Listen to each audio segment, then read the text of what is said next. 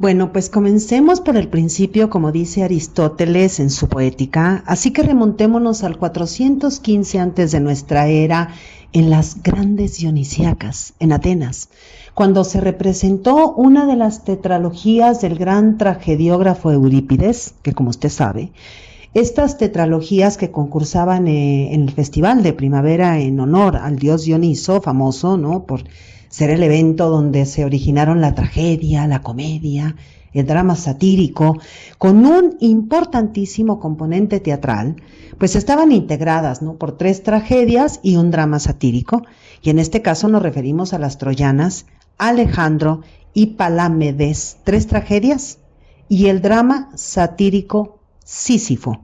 Y bueno, en el concurso Eurípides obtuvo el segundo puesto. La única de esta tetralogía que tenemos completa es Las Troyanas. Lamentablemente de las tragedias Alejandro y Palámedes y del drama satírico Sísifo, pues nos quedan muy pocos restos, algunos fragmentos. Y sí es importante tener aunque sea la mínima información del resto de las obras, porque las tetralogías forman un tejido temático, en este caso la guerra de Troya. Y bueno, la tragedia de Alejandro representaba la historia del regreso de París para recuperar su derecho de nacimiento como príncipe de Ilión y finalmente ser el destructor, el gran destructor, de alguna manera, por supuestísimo, de Troya.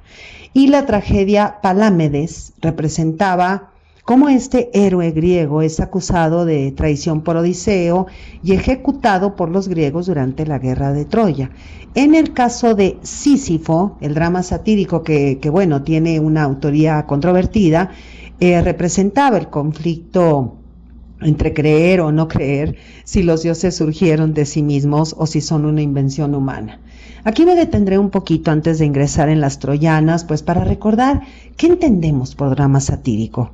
Veamos, bueno, se representaba después de la trilogía trágica, después de las 3 tragedias, con un coro de sátiros que aludía a las criaturas míticas, lo sabemos, mitad humanas, mitad cabras, que son el cortejo del dios Dioniso, pues en un ambiente cómico y festivo, ¿no?, que contrastaba con la seriedad, la solemnidad de las tragedias, o sea que se satirizaba, se burlaba, ¿no?, de lo que le sucedía a los dioses y a los personajes trágicos, y usaba la risa, la farsa, bueno, pues para generar una atmósfera de relajación, después de las tremendas representaciones trágicas. Mire, solo hay que tomar en cuenta que los dramas satíricos no son, reitero, un antecedente de las comedias. Y bueno, sobra decir que en las troyanas tenemos como esa sensación de que estamos todo el tiempo en el mundo de la épica, porque Eurípides fue en cierto sentido el más épico de los trágicos y además le fascinaba traer físicamente a los dioses al teatro. Y esto nos lleva de vuelta, decíamos, al mundo épico en el que los dioses son parte de la acción. Y bueno, en la obra que nos ocupa, en el prólogo, hay una conversación entre dioses, Poseidón y Atenea, quienes deciden el destino de los humanos, obviamente, ¿no?, sin su conocimiento. Y esto nos recuerda, ¿no?, como esos concilios divinos, las negociaciones entre dioses de la poesía épica. Y aquí hay que recordar que Poseidón y Atenea tenían una bronca que para qué le cuento, porque se disputaron la ciudad de Atenas, la polis, que mira hacia el mar, y Poseidón pues obviamente deseaba ser el patrono, y así muy rapidito le cuento porque es tan apasionante este tema, esta bronca, este conflicto entre los dos dioses, pues que necesitaría obviamente otro podcast, ¿no? Entonces, a ver, cuenta el mito que Atenea y Poseidón se enfrentaron por el patronazgo de la ciudad de Atenas. Entonces, esta ciudad en ese entonces se llamaba Cécrope, antes de llamarse Atenas. Y bueno, para decidir quién sería el protector, o en este caso la protectora, recuerda que es un problemón entre una diosa y un dios. Y bueno, ¿cómo se iba a decidir o cómo se decidió el patronazgo? Pues mediante el ofrecimiento de un regalo a la ciudad. Atenea dio el olivo a la ciudad, pues es un árbol útil para el alimento, la madera, el aceite, y Poseidón ofreció a la ciudad, creó un manantial, pero ¿qué cree? De agua salada. Y pues claro que el mejor regalo fue el olivo. Así que Atenea dio su nombre a la ciudad y es patrona de ella. Y hay mucho arte dedicado a Atenea, como el majestuoso Partenón y su friso, y en su interior se dice que había una colosal, ¿no?, estatua. También a ella está dedicado el Erecteón.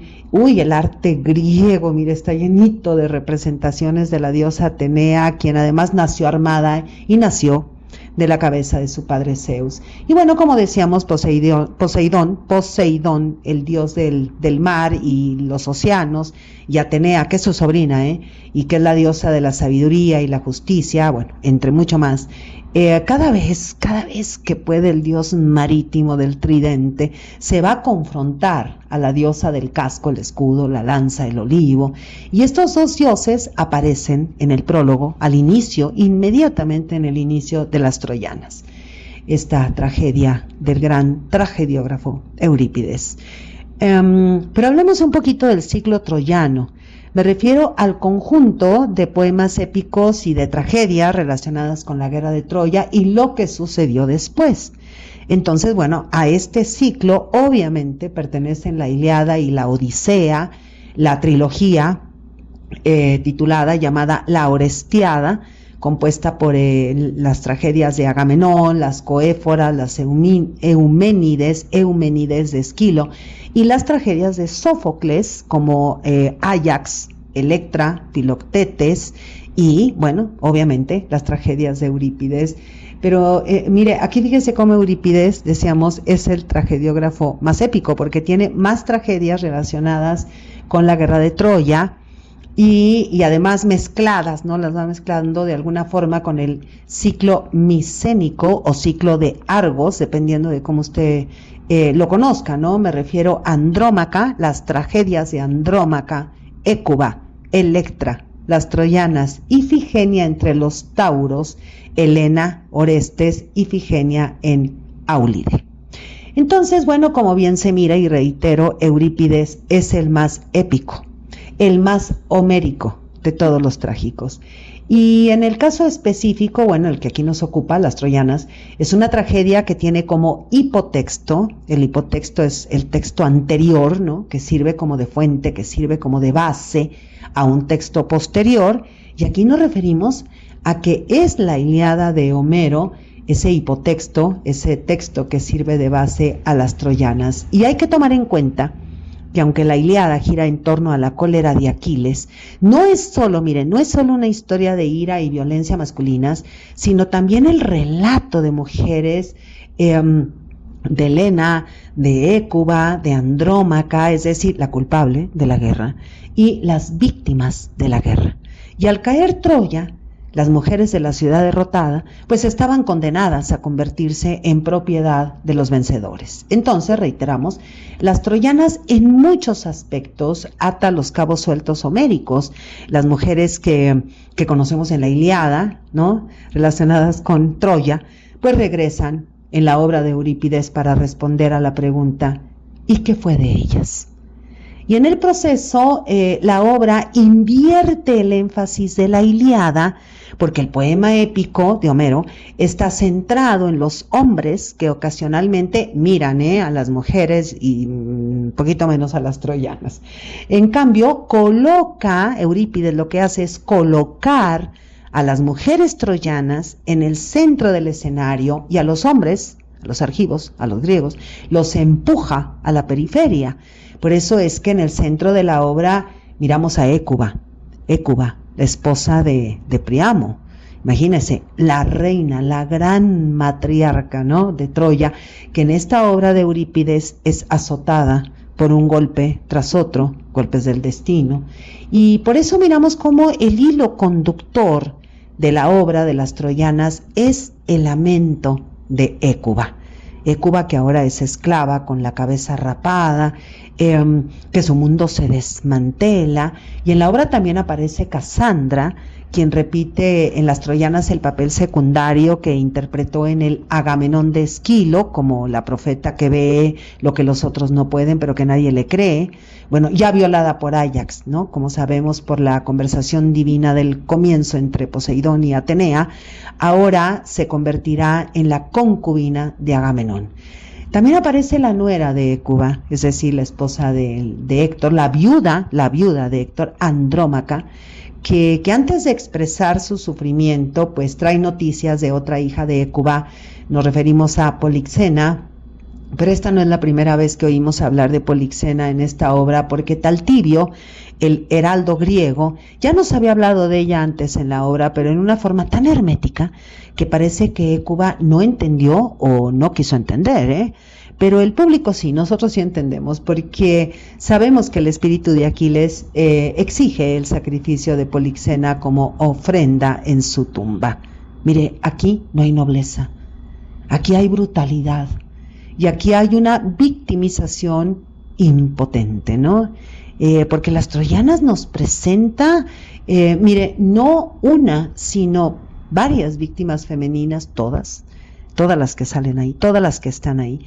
Pues ya que Andrómaca no solo le habla a Hécuba sobre Polixena, sino también Andrómaca obviamente lamenta su destino, pero lo peor para Hécuba está por venir, porque el hijo de Héctor, el hijo de Andrómaca y de Héctor, el nieto de Hécuba, pues obviamente será asesinado, ¿no? Y bueno, y también en la obra aparece Menelao y aparece Helena, pero aquí Helena es interesantísimo, ¿no? Porque Helena no entra suplicando, sino quejándose del trato indigno que ha recibido de los guardias de Menelao, y pues su llegada va a desencadenar un debate tremendo, ¿no? De ese tipo de debates que a Eurípides le fascinaban, ¿no? Que amaba este tipo de debates, ¿no?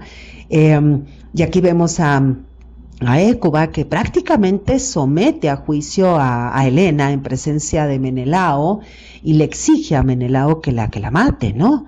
Y bueno, es que vemos que Helena aparece de una manera muy descarada, demasiado confiada, incluso muy desvergonzada, porque obviamente tras traicionar a su esposo, ¿no? A Menelao, irse con Paris, etcétera, culpa a todos. Helena culpa a todos menos a sí misma, Para Helena, hasta Hécuba es la culpable, ¿no? Porque debería haber mandado matar a su hijo Paris en la infancia, después de que Casandra soñó que Paris destruiría la ciudad, ¿no? Y también Helena va a culpar a Afrodita, porque Afrodita se la entregó a Paris como premio por su infame juicio en el concurso de belleza divina, y Afrodita también inspiró el deseo de Helena por Paris.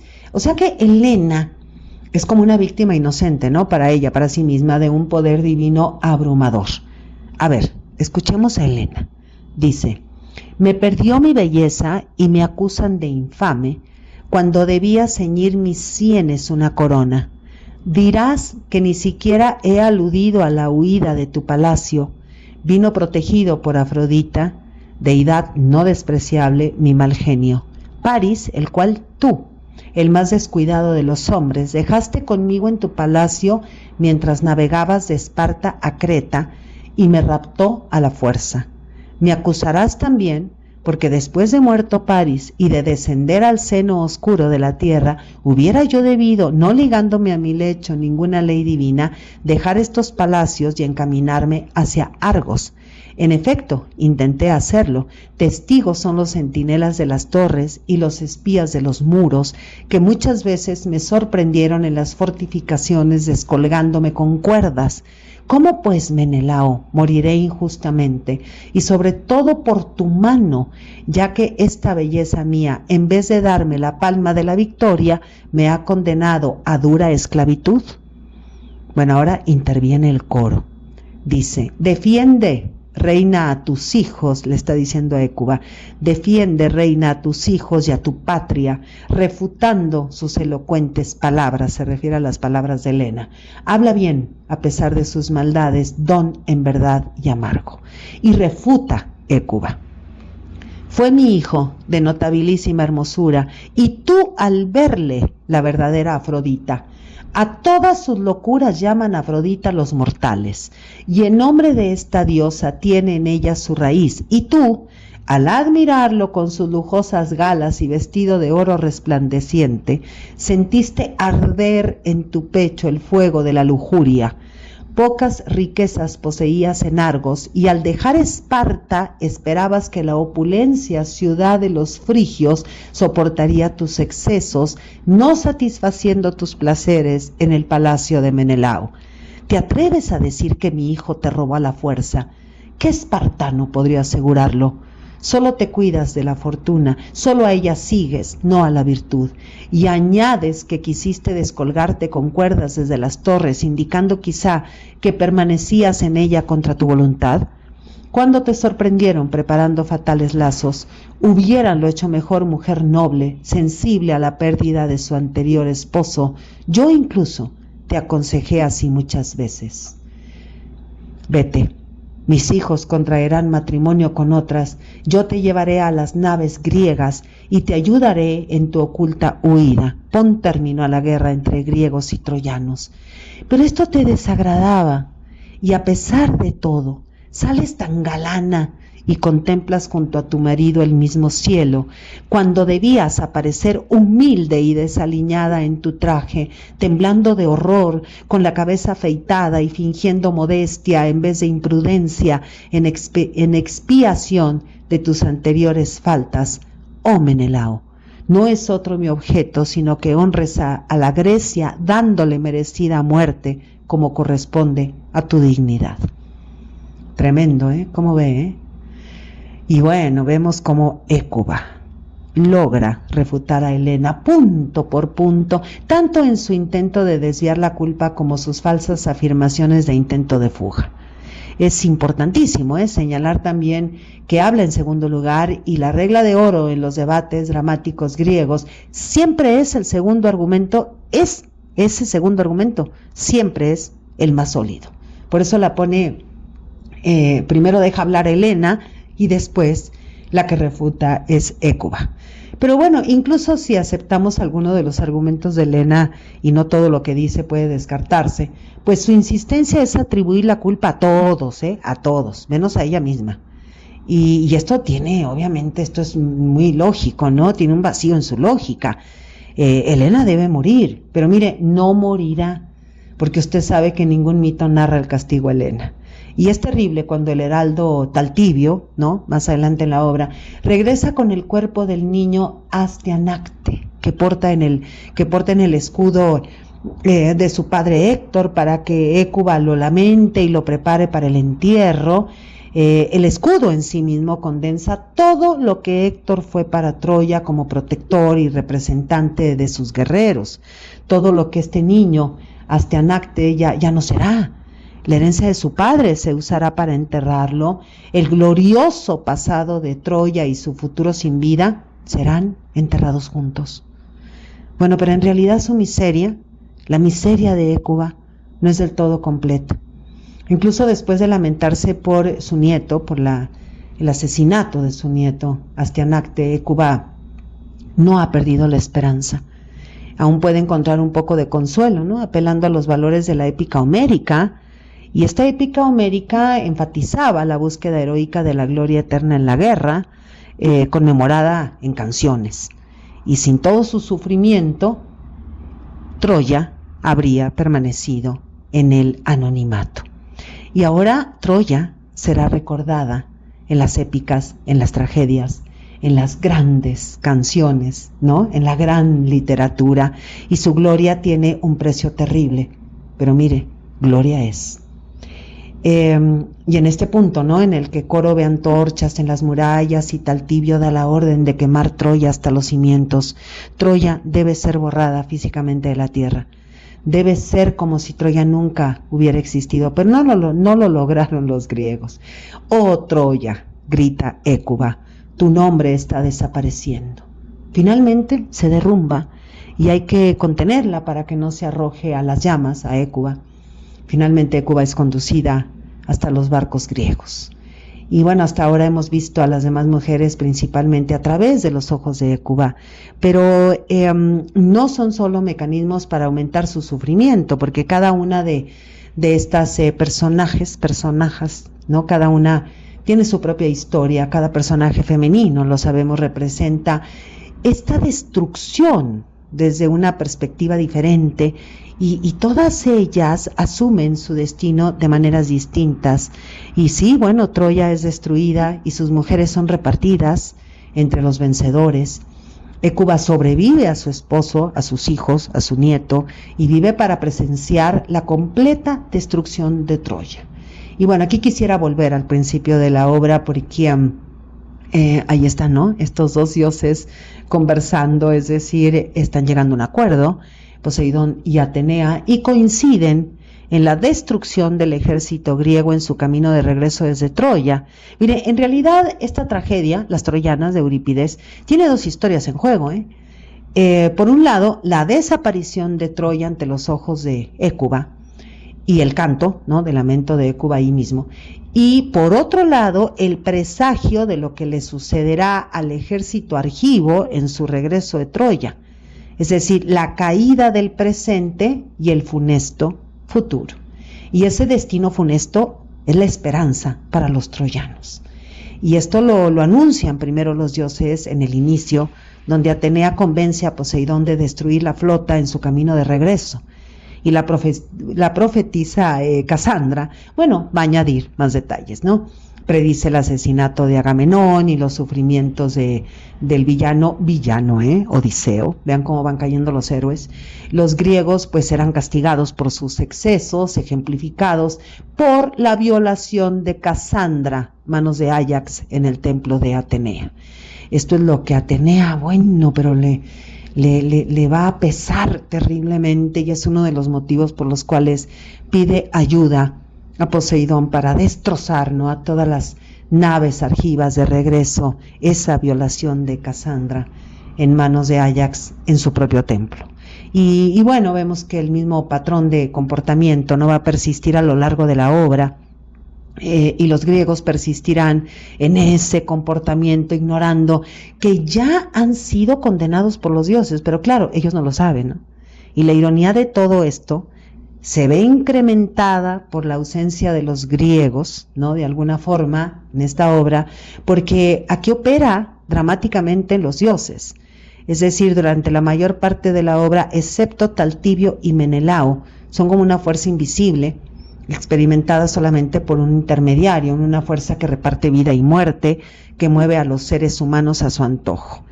Pero ellos no son dioses.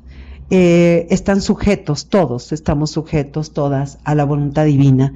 Y en este caso, aunque los griegos no lo sepan, los dioses ya han decidido destruirlos. Y cada una de sus acciones es la de hombres condenados, Pero esta ignorancia del propósito divino complica las cosas, no solo para los griegos, sino también para los troyanos. Los troyanos en cierto sentido serán vengados, y esto no les va a proporcionar satisfacción. Esto no les proporciona satisfacción porque no tienen la información de que así será, ¿no? Por eso es que parece que mantiene Hécuba la esperanza, pero al mismo tiempo no está tan segura de la esperanza por todo lo que Casandra le ha dicho, ¿no? O sea que aquí todos sufren, ignorando el plan divino. Y bueno, a diferencia del público, porque nosotros sí conocemos lo que los dioses tienen planeado. Y por eso nos tranquiliza un poco, ¿no?, cuando estamos viendo cómo Hécuba va cayendo y cayendo y cayendo en el infortunio, y un golpe y tras otro golpe, ¿no? Y aunque Casandra le cuenta a Hécuba, ya dijimos con detalle el destino de sus enemigos, la gran ironía, ¿no?, inherente al mito de Casandra, de que estaba destinada a que nadie le creyera. Y bueno, a Hécuba, pues, ¿qué ve Hécuba? Hécuba solamente está en el caos, está en la brutalidad, está en un mundo donde todas sus esperanzas se destruyen implacablemente, donde su mundo se desmantela sistemáticamente. Este es un mundo muy sombrío, y su desolación se ve acentuada por la incapacidad de los involucrados para ver más allá del momento que viven y discernir un patrón muchísimo más amplio en el futuro. ¿Qué va a pasar con el ejército argivo en el momento en el que trate de retornar a sus tierras y abandone Troya? Y Hécuba es explícita al afirmar que los dioses la han abandonado, porque ella no sabe todo esto. Y Andrómaca afirma abiertamente que los dioses odian a Troya, Y Hécuba, tras el duelo por su nieto, Astianacte plantea el mismo punto. Los dioses odiaban a Troya y todos los sacrificios que ofrecieron los troyanos fueron en vano.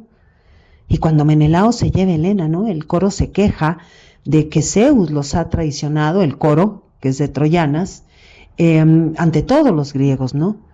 ¿Dónde están los dioses?, se preguntan los troyanos, a pesar de todos los sacrificios que han ofrecido a lo largo de los años, y para las víctimas su destino confirma la ingratitud de los dioses y la inutilidad de la adoración.